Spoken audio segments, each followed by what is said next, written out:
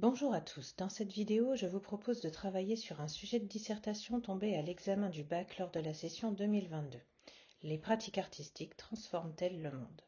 L'objectif est d'apprendre à analyser un sujet de manière à construire un brouillon efficace dans lequel l'essentiel de l'argumentation sera ébauché.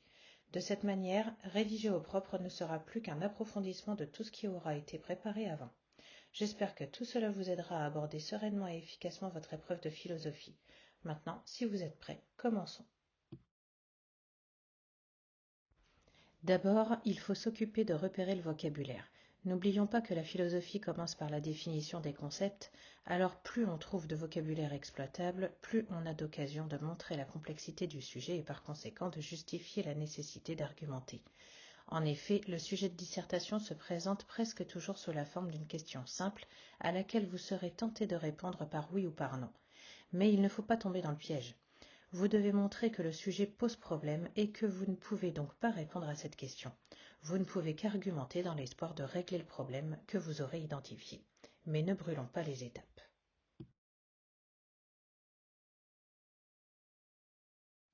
Notre sujet est donc la question suivante. Les pratiques artistiques transforment-elles le monde?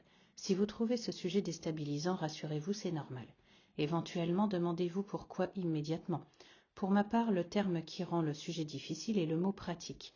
Le sujet n'est pas l'art transforme-t-il le monde, mais bien les pratiques artistiques transforment-elles le monde. La nuance n'est pas anodine. Si d'emblée vous identifiez cette difficulté, alors notez-la dans un coin de votre brouillon. Elle pourra probablement être mise en valeur comme le problème déterminant pour reformuler le sujet et en faire une problématique. Dans le cas contraire, si c'est l'ensemble du sujet qui vous semble difficile, ou à l'inverse, vous vous dites que c'est trop simple pour être honnête, alors découpez le sujet, analysez-le de manière à mieux le comprendre. Commençons par repérer les concepts ou les notions au programme, si vous préférez. On peut relier deux mots dans ce sujet à des concepts du programme, artistique d'une part et le monde d'autre part. Il faut d'abord définir le mot artistique. Vous avez, je n'en doute pas, déjà compris qu'on va faire en sorte d'introduire la notion art. Pour autant, il ne faut pas aller trop vite, donc pour le terme artistique, il suffit de dire ce qui est relatif à l'art et prend la forme des œuvres artistiques. Si c'est relatif à l'art, alors il est justifié de définir dans l'élan la notion art.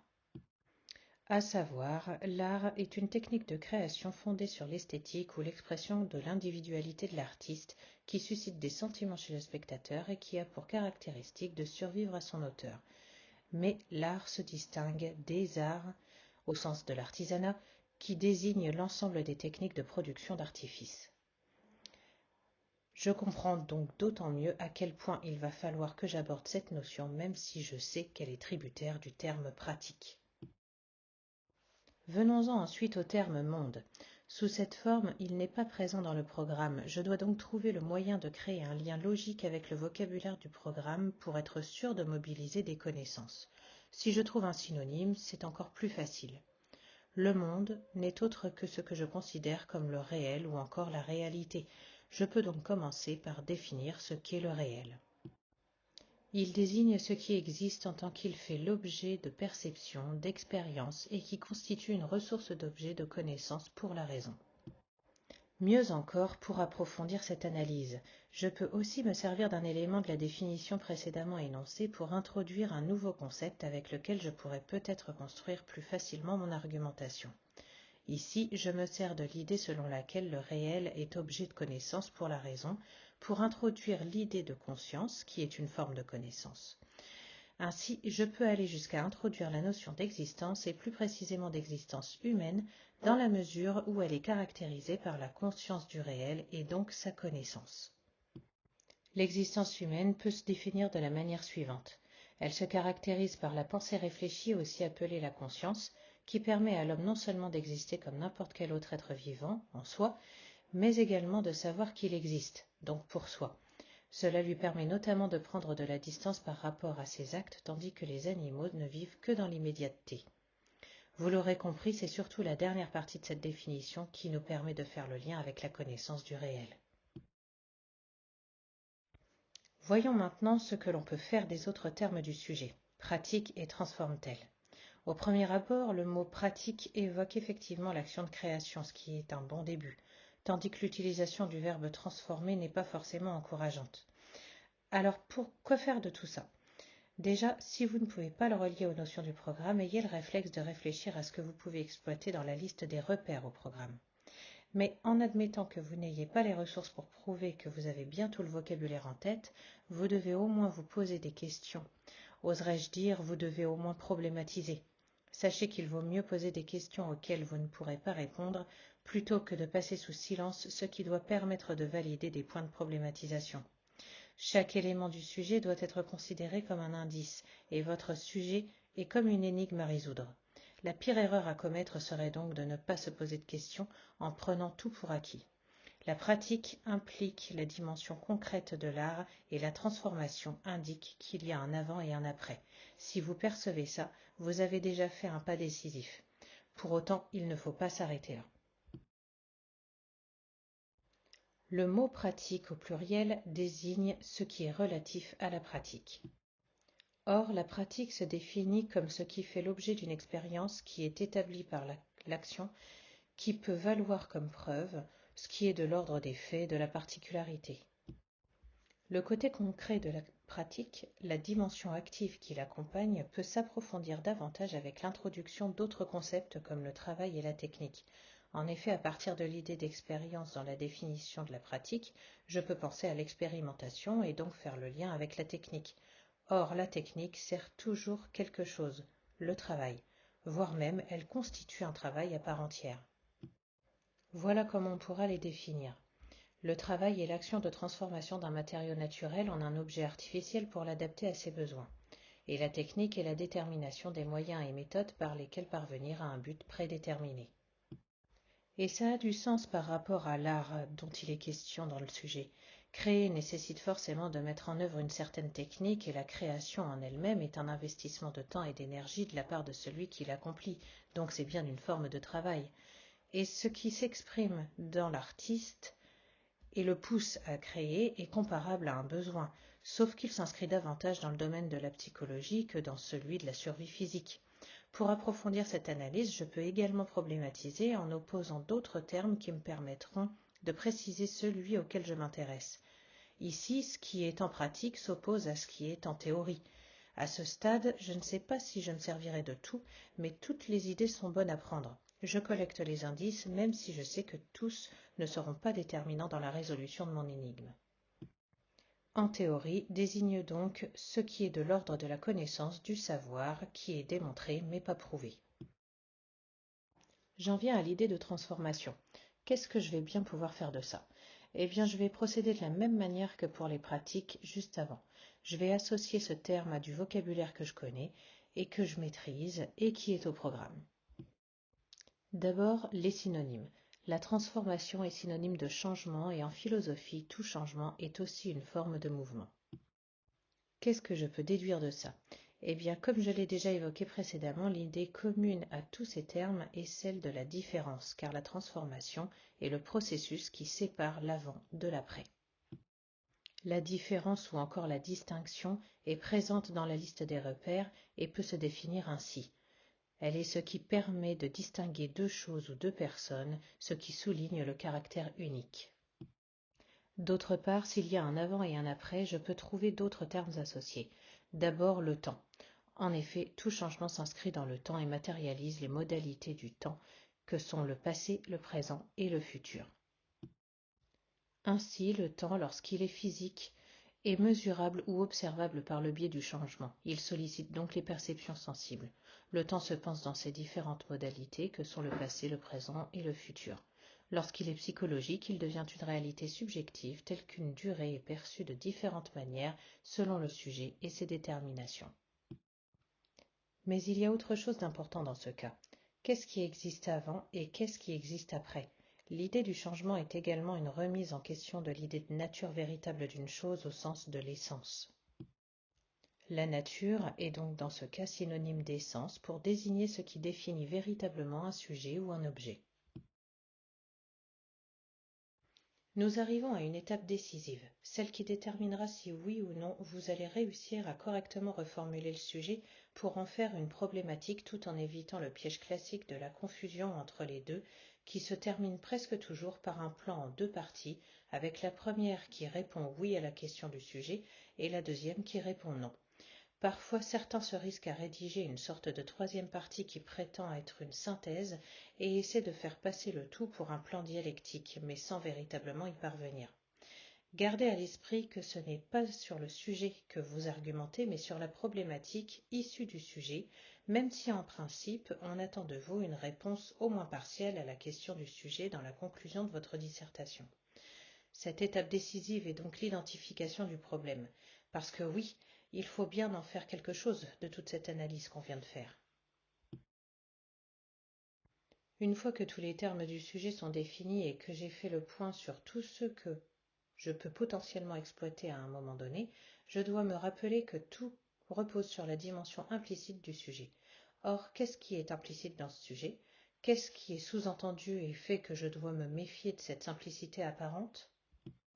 L'implicite du sujet repose sur plusieurs éléments. Le monde a une forme particulière dont on pourrait considérer que c'est sa véritable nature. Puis intervient la création artistique qui révolutionne le monde en produisant un changement déterminant. Puis, un nouveau monde naît, impliquant une remise en question de l'idée de nature ou d'essence, tout cela s'inscrivant dans le temps.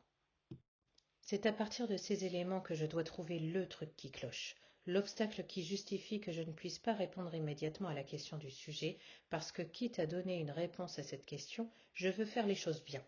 Pour identifier ce problème, il faut miser soit sur la définition d'un élément clé du sujet comme le terme pratique, dont nous avons déjà parlé précédemment, soit sur la relation qui unit ou oppose deux éléments concernés par le sujet, mais qui n'apparaissent pas nécessairement au sein de celui-ci, soit encore sur la valeur ou le rôle d'un de ces éléments par rapport à un autre. Les possibilités sont donc multiples et dépendent complètement de la manière qu'on a d'analyser le sujet et d'associer les concepts ou d'utiliser les repères. L'analyse, le problème et tout ce qui suit est donc profondément individuel et révèle quelque chose de vous sans pour autant vous faire tomber dans le piège de l'étalage d'opinion qui serait potentiellement désastreux. L'un des problèmes de ce sujet est donc le suivant. Une œuvre d'art en tant qu'elle est représentative d'une technique particulière suffirait à remettre en question l'essence profonde de l'existence. Alors à quoi va ressembler la problématique sachant qu'elle est une reformulation du sujet qui tient compte du problème identifié? Prenons notre sujet. Les pratiques artistiques transforment-elles le monde? Rappelons également notre problème. Une œuvre d'art suffirait à remettre en question l'essence profonde de l'existence ou du réel. Maintenant, on touille un peu tout ça dans la marmite et on voit ce qui ressort. De quelle manière la création d'une œuvre d'art est-elle déterminante pour l'existence? Inutile de faire trop sophistiqué, ce qu'on attend de vous, c'est quelque chose de cohérent et surtout quelque chose qui vous permettra de construire un plan complet, donc en 3 parties, globalement cohérent, et que vous saurez mener jusqu'au bout avec les références qui s'imposent. Alors c'est parti, construisons un plan. Je rappelle, même si ça peut sembler évident, que vous ne pouvez construire votre plan qu'une fois que vous avez trouvé votre problématique. Le piège de la question du sujet vous donne envie de répondre en 2 parties, une qui répond par oui, puis une autre qui répond par non. Mais vous devez absolument lutter contre cette envie pour argumenter efficacement, car c'est à la problématique que vous répondez en argumentant, et non au sujet. De ce fait, votre plan prétend répondre à la problématique. Ou si vous préférez, chaque partie de votre plan est une réponse à la problématique, ou bien propose un élément de réponse, une étape qui justifie du même coup la nécessité des autres parties du développement. Ma problématique, à savoir de quelle manière la création d'une œuvre d'art est-elle déterminante pour l'existence, implique de ma part de démontrer différentes réponses. La première partie pourrait donc consister à démontrer que l'œuvre d'art propose une expérience inédite, un mélange de sensations et d'émotions chez le spectateur tout en prétendant représenter le monde. Mais cette représentation du monde ne se suffit pas à elle-même, d'où la deuxième partie qui vise à démontrer que l'œuvre d'art est porteuse d'un sens particulier à la fois pour l'artiste et pour le spectateur. Elle est donc à la fois l'expression de l'individualité de l'artiste et s'adresse à l'humanité dans ce qu'elle a d'universel. On peut donc y trouver le meilleur comme le pire de l'humain, d'où l'idée que l'œuvre d'art révèle l'intimité des angoisses humaines et dépasse les limites de la conscience.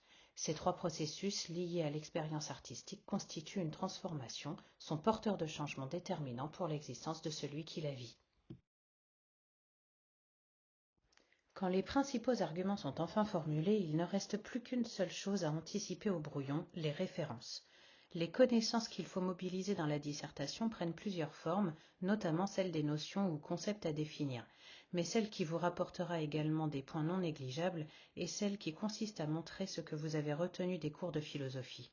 Vous devez donc donner des noms de philosophes, éventuellement d'artistes ou d'écrivains, mais par artiste il faut comprendre artistes reconnus et valorisés culturellement, et non des gens qui se font une place dans le show business ou ont acquis une certaine popularité chez les jeunes.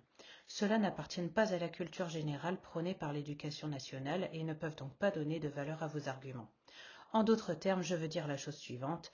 Par pitié, épargnez-nous les rappeurs et les paroles pseudo-spirituelles des membres d'émissions de divertissement ou de télé-réalité.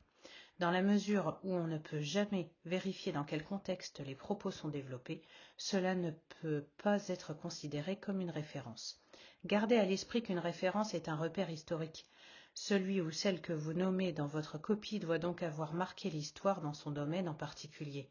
Vous pouvez donc sortir de la sphère philosophique, bien que je ne vous le conseille pas, et piocher dans la littérature ou la politique, pourquoi pas.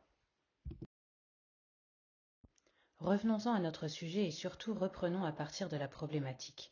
De quelle manière la création d'une œuvre d'art est-elle déterminante pour l'existence?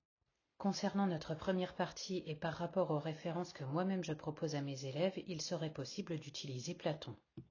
En effet, en centrant l'argumentation sur la dimension sensible et émotionnelle de l'œuvre d'art, je peux introduire logiquement l'idée selon laquelle l'artiste est un mauvais enseignant car il détourne le spectateur de l'essence des choses pour favoriser la dimension sensible. Cette dévalorisation de la dimension sensible me permettra ensuite de faire la transition avec ma deuxième partie qui invite à dépasser l'apparence sensible qui n'est que le signe d'un sens plus profond. J'arriverai alors à introduire ma deuxième référence, Hegel, qui revalorise l'œuvre d'art et redonne son véritable rôle au sensible qu'elle implique.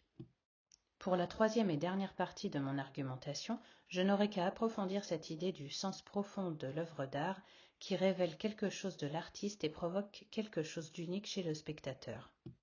De cette manière, j'introduirai cette fois la psychanalyse et plus précisément Freud, son fondateur, qui voit dans certaines pratiques la tentative désespérée de l'individu d'échapper à toutes les sources d'angoisse de l'existence consciente d'elle-même. À ce stade de votre brouillon, vous pouvez choisir de vous arrêter et ne rédiger l'argumentation qu'au propre. Néanmoins, je conseille toujours d'ébaucher un minimum l'argumentation au brouillon pour n'avoir que de l'approfondissement à faire. Mais cela dépend aussi beaucoup du temps que vous aurez mis à terminer l'étape précédente d'identification des bonnes références. Votre argumentation doit prendre la forme d'une démonstration logique qui articule les différents concepts entre eux. Le modèle que je conseille est celui du syllogisme démonstratif chez Aristote. Il ne s'agit pas de l'appliquer à la lettre parce qu'il ne garantit pas la véracité des propos. Malgré tout, c'est un modèle efficace pour organiser correctement la réflexion. On peut ainsi exprimer clairement les relations entre les concepts dans des phrases courtes dont la syntaxe est élémentaire mais efficace. Pour expliquer ça rapidement, voilà comment se présente le principe du syllogisme. D'abord, comme l'avantage de cette démarche est d'observer la structure de l'argumentation, on remplace tous les concepts par des lettres et tous les termes qui précisent les relations entre ceux-ci par des symboles. Voilà à quoi ça ressemble. A égale B et B égale C, donc A égale C. Vous remarquerez qu'il n'y a pas plus de 2 lettres par phrase qu'on appelle également proposition ou encore prémisse et qu'à mesure qu'on avance dans les propositions, on garde une lettre en commun avec la précédente et on en introduit une nouvelle. Les propositions s'enchaînent de telle manière que la dernière est la conclusion nécessaire des précédentes. Elles ne peuvent donc pas être moins de 3 tandis qu'il n'y a pas de nombre maximum imposé. La conclusion devient donc la proposition qui réunit le premier et le dernier terme. Le terme commun aux deux premières propositions est appelé le moyen terme et est voué à disparaître, un peu à la manière d'une simplification en mathématiques. Ainsi, dans ce schéma, c'est comme si on avait simplifié par B pour réunir A et C. Malgré tout, il y a un certain nombre de règles à respecter pour qu'un syllogisme soit valide et présente un taux de fiabilité intéressant. Mais je reviendrai sur tous ces détails dans une autre vidéo car je ne peux décemment pas réduire la logique d'Aristote à cette seule diapo. Alors disons simplement que ce modèle peut être une source d'inspiration pour vous, pour construire vos démonstrations. Pour vous donner une idée de ce que ça peut donner dans un travail rédigé, voyez plutôt la liberté et le sentiment d'absence de contrainte. Et le sentiment d'absence de contrainte est une manière d'éprouver le choix individuel. Donc la liberté est une manière d'éprouver le choix individuel. En toute logique, pour la première partie du plan, et sachant que ce qu'on a annoncé dans le plan est précisément ce qui doit être démontré, la phrase d'annonce du plan doit devenir la conclusion nécessaire de notre démonstration. Cela peut se faire en plusieurs étapes évidemment. Tout dépend de l'aisance avec laquelle on parvient à construire la démonstration. Cela dépend aussi de si l'on parvient à réfléchir de cette manière, car il y a quelque chose de très individuel dans tout ce processus et cette méthode peut tout à fait ne pas convenir à tout le monde. Conformément au modèle du syllogisme dont il était question précédemment, avec cette alternance des termes et en même temps une évolution des termes qui définissent les relations entre les concepts, on peut arriver au résultat suivant. L'œuvre d'art peut prendre différentes formes. Ces formes peuvent être la peinture, la sculpture, la musique ou encore la poésie. Peinture et sculpture nécessitent le sens de la vue, tandis que musique et poésie nécessitent l'ouïe. La vue comme l'ouïe sont deux des 5 sens du corps. Les sens du corps déterminent notre rapport au monde physique. Or, notre rapport au monde s'accompagne d'émotions. L'œuvre d'art est donc une source d'émotions pour l'homme. Comme vous pouvez le constater, chaque nouvelle phrase entretient un rapport logique et terminologique avec la précédente et d'une phrase à l'autre, c'est comme si on éliminait les termes communs jusqu'à ce qu'il ne reste plus que le premier et le dernier qui se retrouvent ensemble dans la conclusion. Passons à la deuxième partie. Il s'agit de démontrer que l'œuvre d'art est porteuse d'un sens particulier à la fois pour l'artiste et pour le spectateur. Voyons comment on peut formuler la démonstration. Une œuvre d'art est une représentation physique. Une représentation physique est de nature sensible. Mais ces œuvres d'art, tout en étant sensibles, se distinguent néanmoins de la réalité physique. En effet, elles portent le sceau de l'individualité de l'artiste. L'individualité de l'artiste ne se réduit pas à une somme de perceptions sensibles. Elle comprend à la fois les perceptions sensibles et également les pensées et émotions qui y sont liées. Ces pensées et émotions sollicitent à la fois le corps et l'esprit de l'artiste. Le corps et l'esprit de l'artiste constituent l'intégralité de son être. Son être véritable n'est autre que son essence. L'œuvre d'art est donc l'essence même de l'artiste. En outre, l'œuvre d'art sollicite les mêmes facultés chez le spectateur. L'œuvre d'art relève donc également de l'essence du spectateur en tant qu'homme doué de raison.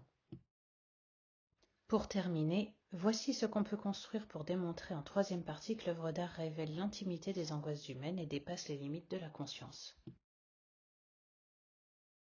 L'œuvre d'art est issue d'un désir ou d'un besoin. Désir et besoin se traduisent par des manifestations ou des comportements adaptés. Ces comportements adaptés ou adéquats sont conscients. En revanche, les fondements de ces désirs et besoins ne le sont pas nécessairement. En effet, on peut créer sans savoir pourquoi. On peut éprouver le besoin de créer sans comprendre ce qui nous pousse à agir. Cette absence de connaissance porte atteinte au niveau de conscience que l'on a de soi-même. Ce rabaissement du niveau de conscience relève donc de l'inconscience. Les actes inconscients sont des manifestations de l'instance psychique appelée inconscient. L'inconscient contient ce qu'il y a de plus profond chez le sujet. Ce qu'il y a de plus profond chez le sujet n'est autre que sa véritable personnalité, son essence. L'œuvre d'art révèle donc l'essence de l'artiste. Bien évidemment, au moment de rédiger au propre, puisque nous parlons depuis le début du brouillon, il ne faut pas se contenter de recopier votre brouillon. D'abord, pensez à faire des transitions logiques pour introduire chacune de vos idées. Ensuite, tout en reprenant le contenu de votre brouillon pour les démonstrations, n'oubliez pas d'approfondir. C'est donc l'objet de cette nouvelle étape. Pour approfondir, vous pouvez déjà vous efforcer de problématiser, autrement dit de mettre en valeur les problèmes implicites qui apparaissent à mesure que vous avancez dans votre argumentation.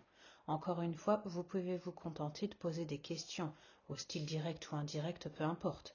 Ou bien vous pouvez introduire des distinctions ou des oppositions entre les concepts. Pourquoi pas énoncer des contre-exemples qui remettent en question les acquis de votre réflexion pour trouver une nouvelle dynamique. Les possibilités sont nombreuses. Cette problématisation est fondamentale et détermine toutes les autres manières d'approfondir. Si vous vous demandez ce que signifie tel ou tel concept, alors vous avez l'occasion de définir de nouveaux concepts. Par contre, à force d'approfondir, vous pouvez également perdre de vue votre objectif. C'est pourquoi il faut régulièrement refaire le lien avec la problématique, notamment en expliquant ce que votre réflexion a apporté comme élément de réponse à cette problématique. Vous pouvez également construire des liens avec d'autres concepts que vous introduisez, problématisez, définissez, etc. Quand vous introduisez une référence à un penseur, pensez à l'expliquer. Il serait bon également d'adopter dans ce cas la forme de la démonstration qui a l'avantage de mettre en valeur votre propre compréhension de sa pensée. Évidemment, vous pouvez aussi introduire des exemples. Le problème et le piège des exemples est qu'ils sont parfois longs à exposer, donc vous avez tendance à croire qu'ils valent une démonstration. Sauf que ce n'est pas le cas. Soyez donc minimaliste et là encore, expliquez. Voilà, j'espère que cette vidéo vous aura éclairé sur ce qu'on attend de vous dans le cas où vous choisissez la dissertation.